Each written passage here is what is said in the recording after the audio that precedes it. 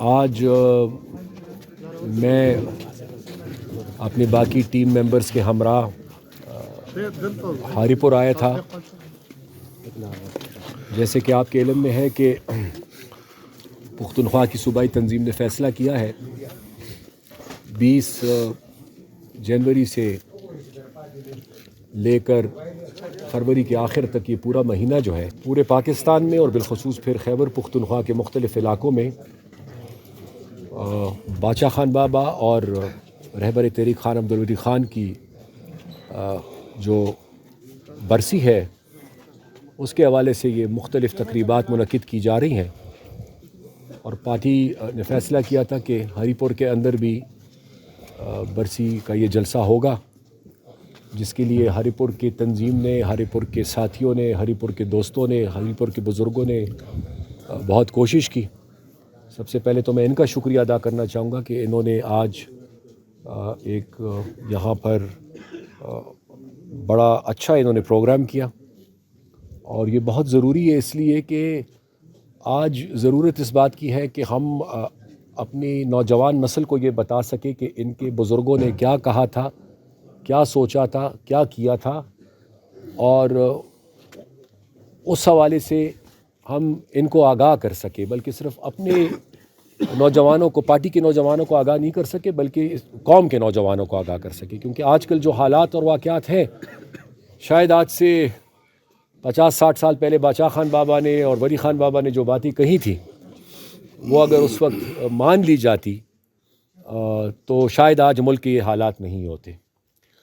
تو آج بہت ضروری ہو گیا ہے کہ ہم ان کا پیغام گھر گھر تک پہنچائیں، اور برسی کی ان تقریبات کے ذریعے ہماری کوشش یہ ہے کہ ہم اپنے بزرگوں کا پیغام پورے پختونخوا میں گھر گھر تک پہنچائیں. تو اس حوالے سے میں آج یہاں پر حاضر ہوا تھا. سر، پاکستان کرپشن پرسیپشن انڈیکس جو ہے 2023 سی پی آئی کے مطابق 180 ممالک میں سے 140 نمبر پہ آ گیا. اس حوالے سے آپ کیا کہیں گے؟ دیکھیں، میں اپنے صوبے کی بات کروں گا. پی ٹی آئی کے اندر سے بہت سارے لوگ کرپشن کے حوالے سے اس وقت اعتراضات کر رہے ہیں. پی ٹی آئی کے اپنے لوگ، بڑے ذمہ دار لوگ ایسے ہیں جو یہ کہہ رہے ہیں کہ پی ٹی آئی کی حکومت میں کرپشن ہو رہی ہے. ایک وزیر کو جن کا تعلق ملکنڈ سے ان کو ہٹایا گیا تھا، وہ وزیر جو ہے وہ بار بار یہ کہہ رہا تھا کہ جی میرا کوئی قصور نہیں، میں نے تو کرپشن کے خلاف اقدامات اٹھائے اور مجھے سزا دی گئی اس بات کی کہ میں نے کرپشن کے خلاف اقدامات اٹھائے. یہ کوئی چھپی ہوئی بات نہیں ہے کہ آج بدقسمتی سے ہمارے صوبے کے اندر جب ٹھیکے دیے جاتے ہیں تو کمیشن بھی دیے جاتے ہیں. جب ٹھیکیدار اپنا بل کے لیے جاتا ہے ڈپارٹمنٹ تو فائنانس ڈپارٹمنٹ ان سے باقاعدہ کمیشن لیتا ہے. نوکریاں بک رہی ہیں، ٹرانسفر پوسٹنگز پہ پیسے لیے جا رہے ہیں.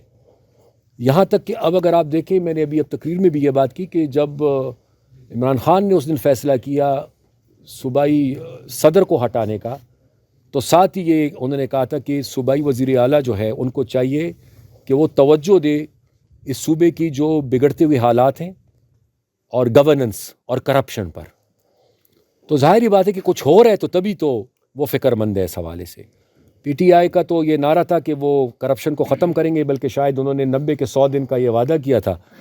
تو نہ پرویز خٹک صاحب کی حکومت میں کرپشن ختم ہوئی، نہ محمود خان کی حکومت میں ختم ہوئی، اور اس حکومت میں بھی وہی حال ہے. تو یہ میں اس کو بدقسمتی سمجھوں گا کہ انہوں نے جو ووٹ لیا تھا، جو لوگوں تک خاص کر نوجوانوں کو جو پیغام دیا تھا، انہوں نے یہ دیا تھا کہ کرپشن کا ہم خاتمہ کریں گے، ایک نیا پاکستان بنائیں گے.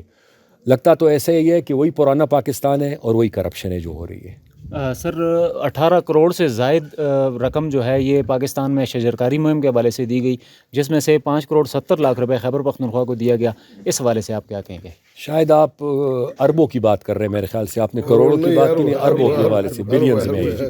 یہ بلینز میں. دیکھیں، ابھی اگر آپ دیکھیں جو آڈیٹر جنرل کی رپورٹ آئی ہے تو پختونخوا میں جو پیسے خرچ ہوئے ہیں اس کے حوالے سے بڑی سیریس ان کی آبزرویشنز آئی ہیں. اس کے حوالے اس سے پہلے جو بلین ٹری سونامی کے اندر جو غبن ہوا، اس سے پہلے جو مالم جبا کے اندر ہوا، سب سے بڑا سکینڈل جو ہے وہ بی آر ٹی کا جو ہے وہ جو ہوا، اور اب تو یہاں تک کہ شاید ورلڈ فوڈ پروگرام میں نے بھی یہ کہا ہے کہ جی جو گندم ہم نے دی تھی وہ شاید غائب ہوئی ہے، وہ اوپن مارکیٹ میں انہوں نے جا کر بیچ ڈالی ہے. تو بہت سارے اسکینڈلز ہیں اور میں حیران ہوں کہ نیب کیا کر رہی ہے، نیب کیوں خاموش ہے؟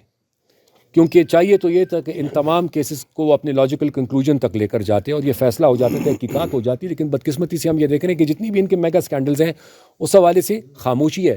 ہم مطالبہ یہ کریں گے کہ جتنی بھی یہ اسکینڈلز ہیں، جتنی بھی الزامات ہیں، ان سب کی صاف شفاف تحقیقات ہونی چاہیے اور جو بھی ملوث ہے اس کو سخت سے سخت سزا ملنی چاہیے. سر لاسٹ کوشچن ہے سر، اس کے حوالے سے آپ کیا کہیں گے کہ یہ جو پاکستان میں آبادی روز بروز بڑھ رہی ہے اور مہنگائی میں اضافہ دیکھنے میں آ رہا ہے اور صوبے جو ہیں وہی پاکستان بننے سے لے کر آج تک چاہ رہے ہیں، تو کیا آپ نہیں سمجھتے ضروری کہ یہ نئے صوبوں کا قیام عمل میں لایا جائے تاکہ منصفانہ تقسیم ہو سکے فنڈز کی؟ دیکھیں، آپ نے آبادی کی بات کی تو مجھے تو یہ پتہ نہیں کہ صوبے کی تعداد بڑھے گی تو اس سے آبادی کیسے کنٹرول ہوگی. بظاہر تو کوئی اس کا مجھے لنکیج نظر نہیں آتا کہ صوبوں کی تعداد آپ بڑھائیں گے تو اس سے آبادی آپ کی کنٹرول ہوگی. گڈ گورننس، دیکھیں، صوبہ چاہے چھوٹا ہو یا بڑا ہو ڈیپینڈ یہ کرتا ہے کہ صوبے کو گورن کون کر رہا ہے. جی، اگر اوپر بیٹھا ہوا شخص، ڈرائیونگ سیٹ میں بیٹھا ہوا شخص وہ ایماندار ہوگا، مخلص ہوگا تو بڑا صوبہ بھی ٹھیک چلے گا، چھوٹا صوبہ بھی ٹھیک چلے گا. تو ڈیپینڈ کرتا ہے کہ جو بندہ بیٹھا ہے، جس کے پاس اتھارٹی ہے، وہ کیا کر رہا ہے اور وہ کیا کرنا چاہتا ہے. جہاں تک اس بات کی آپ نے کہ دوسرے صوبوں کے حوالے سے، چونکہ میں آپ نے ڈائریکٹلی تو نہیں کہا لیکن چونکہ میں ہزارہ میں آپ سے اس وقت مخاطب ہوں اور اگر یہاں پر کسی کا مطالبہ ہے، پورے پاکستان میں کہیں بھی کسی اگر صوبے کا مطالبہ ہے، میں اس وقت چیف منسٹر تھا، مجھ سے سوال کیا گیا، میں نے تب بھی کہا تھا کہ پاکستان کے اندر پاکستان کے آئین نے نئے صوبے بنانے کے لیے ایک راستہ دیا ہوا ہے. اس راستے پہ چل کر کوئی اپنے لیے نیا صوبہ بنانا چاہتا ہے تو 100 بسم اللہ بنائیں. لیکن ظاہری بات ہے کہ آئین نے اور قانون نے جو راستہ دیا ہے اسی راستے پہ چلنا ہوگا، اس کے علاوہ کوئی دوسرا راستہ نہیں ہے. Thank you.